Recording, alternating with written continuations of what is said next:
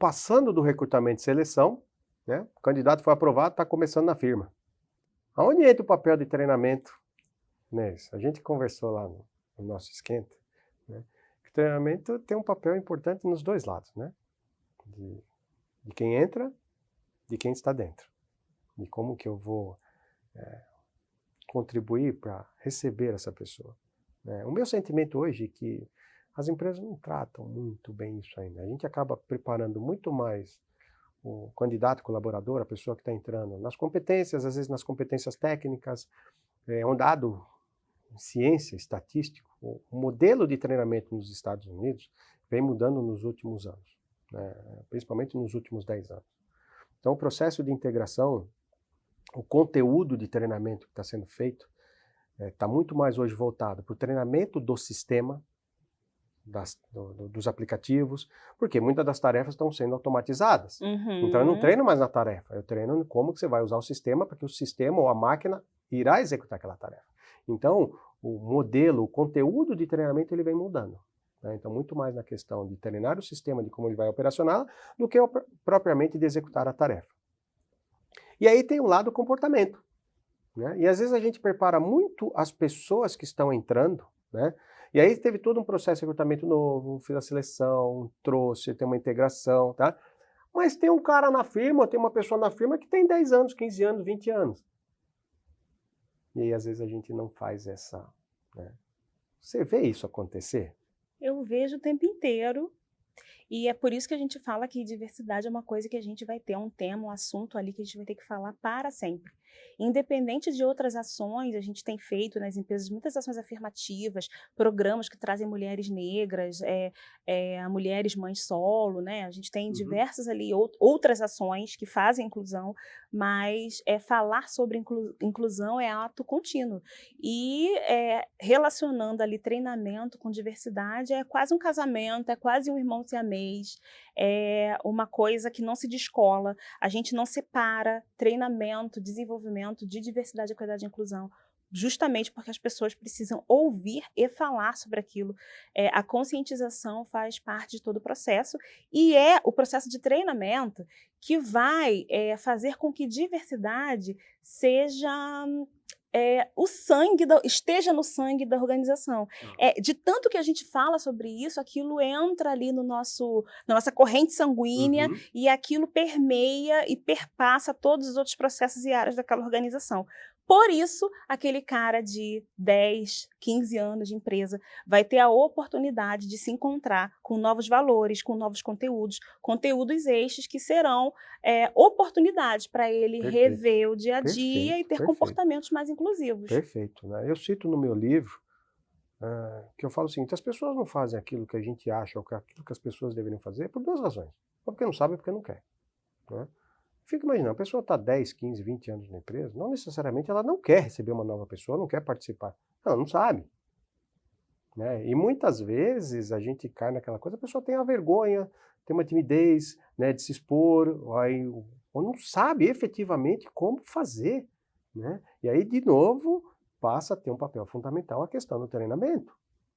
Né? Então, é da gente olhar não só quem está entrando, mas também quem está. Né? Então, às vezes eu uso um exemplo.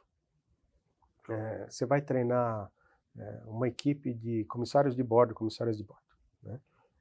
A companhia aérea, ela tem um padrão de uniforme, de cabelo, de acessório, tem um padrão, independente de quem vai ali fazer aquela função. Né? Então você olha e fala assim, cara, você vê ali dentro da aeronave, você fala assim, existe um padrão, independente de quem está ali executando. E aí você vê que muitas companhias aéreas, você vê e fala assim, cara, é uma empresa diversa. Você percebe, você olha e você fala assim, é uma empresa diversa, mas consegue manter um padrão. Então, muitas vezes a gente confunde padrões, a gente confunde uniforme, a gente confunde execução de tarefas com a questão de quem está executando, de quem está falando. Uma coisa não tem nada a ver com a outra. Né? As empresas existem para atender necessidades dos clientes. Para eu fazer isso, eu preciso de duas coisas, de processo e de pessoas. A pessoa executa o processo. Quem vai executar? Eu não sei se eu estou sendo utópico demais, mas na minha cabeça, a questão é de respeito. Se a gente trabalha a questão do respeito, acredito que todas as outras, não é que vão ser facilitadas, mas pelo menos abre-se um caminho. Eu falei aquele exemplo para você. Às vezes a gente para em frente a uma faixa de pedestre, cara, a gente está segurando coisa, está chovendo, e o carro não para a gente atravessar. Isso não tem nada a ver com preconceito, com discriminação. Cara, isso aqui é respeito com qualquer outra pessoa que está ali de pé em frente a uma faixa. Se você fizer a prova com o motorista, ele vai falar assim, você deve parar na faixa para que o pedestre passe? Sim. Então por que você não faz? Como que a gente transporta isso? Assim, eu falando parece que é uma coisa simples, mas por que a gente tem tanta dificuldade? Por que tem tanta resistência ainda? Eu acho que é uma salada de fruta de fatores. Você falou muita coisa, acho que tem muito conceito envolvido, mas a palavra mágica realmente é o respeito. É o que a gente tem buscado com todo esse trabalho, né?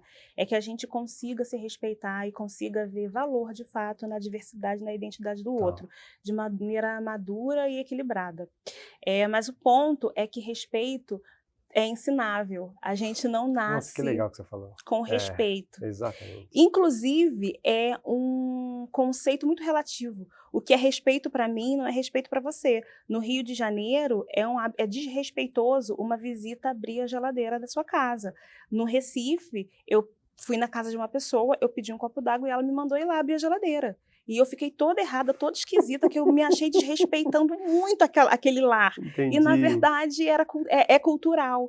Então, é normal. É normal. Então, respeito, inclusive, é um conceito relativo, que é respeito para mim não é para você. Então, é aí que entra a importância do treinamento. O treinamento, ele ensina conceitos, e aí a minha área é muito conteudista, eu preciso explicar para as pessoas o que é capacitismo, o que é racismo, o que é misoginia, para que as pessoas consigam se comportar de maneira adequada, mas também é meu papel expressar a cultura, os valores, o que a minha empresa tolera e o que ela não tolera, o que significa respeito dentro daquela organização, para que as pessoas ajustem o comportamento. Então, é possível a gente descrever cada empresa e o que essa empresa respeita e o que deve ser respeitado dentro da empresa. É preciso descrever. Porque tem que levar em consideração a cultura, o tempo, diversidade as crenças. das pessoas. Que legal. É isso. Que bacana. E isso é equidade, né? É quando a gente adapta, isso tem a ver com o público, a gente tem que ter maturidade, a mesma maneira que eu falo para um público, eu não falo para outro, eu falo para o sul de um jeito e falo para o nordeste de outro, eu falo para a liderança de um jeito e falo para a operação de outro. O profissional de diversidade precisa ter essa malícia e esse jogo de cintura, essa versatilidade de entender o que cabe para aquele público, mas existe também a necessidade da gente ter uma maturidade para expressar o conteúdo de fato, para que o resultado seja efetivo, porque, Peterson, aquele resultado vai precisar ser gerado. O que acontece nas empresas, as críticas das pessoas, é que elas falam assim, os líderes falam muito assim, ué, mas eu vou ter que baixar a minha régua para trazer, só porque eu preciso trazer uma pessoa com deficiência, eu vou ter que baixar a régua, eu vou ter que baixar uma régua para trazer pessoas negras, eu vou ter que diminuir as exigências. Eu não posso diminuir as exigências porque o meu resultado vai precisar ser entregue. O resultado é sólido, é protocolar. Exatamente. Ele vai precisar ser entregue. O ponto é o que vem antes dele, é gerenciar os meus vieses, porque talvez eu esteja trazendo um homem branco, hétero, mas a mulher negra, bissexual, pode estar gerando os mesmos resultados que ele, e eu só enxergo para o homem branco. É sobre isso. É sobre gerar oportunidade para todos, e não somente para alguns.